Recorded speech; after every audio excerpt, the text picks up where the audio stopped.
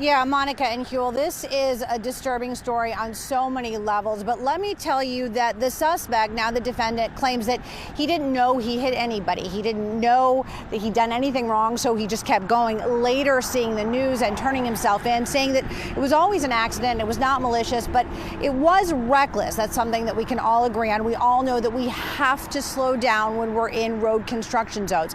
And Pete Lucido, the Macomb County prosecutor, says he has a real problem with the fact that this guy may not spend any time behind bars.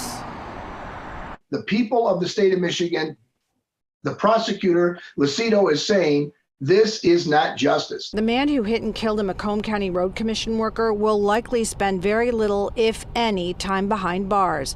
Martin Smith fled from the scene on I-94 in St. Clair Shores in September of 2020, but later turned himself in, claiming he didn't know he had hit anyone.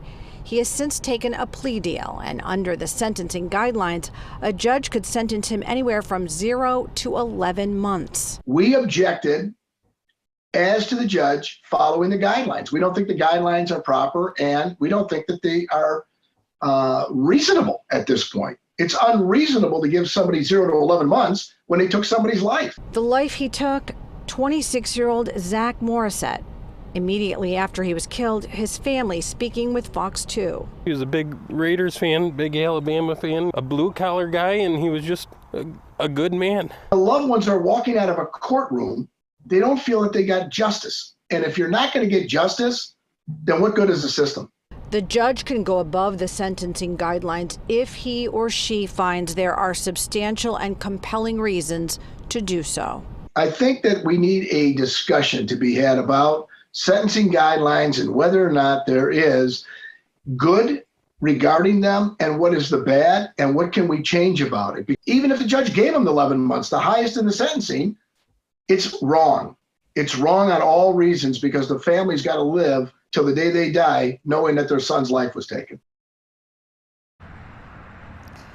Just such a sad story when you think about this family, like Pete Lucido said, having to go to his gravesite for so many years for the rest of their lives, just knowing that this man who killed him may only get a very, very limited time unless the judge decides to go above the sentencing guidelines. Now, the defendant is going to be sentenced in October of this year, just in a couple of months. We will see, of course, what happens. And, of course, the family is likely to give victim impact statements. Whether or not that affects what the judge decides, that remains to be seen. Reporting live, Camille and Mary, Fox 2 News. I'm curious, Camille, did Prosecutor Lucido say what kind of sentence he thinks is appropriate in this case? Yeah, you know, it's a good question, but it's also a tough question. You know, this was initially a 15-year felony, but then the judge in the initial case threw that out and then went with a 5-year felony. But then when the suspect, Martin Smith, took the plea deal, it goes with 5 years, but then a 0 to 11-month guideline. He didn't say specifically because it's hard. How do you put a price tag on someone's life? And even though this man didn't maliciously do anything with intent, it is still reckless.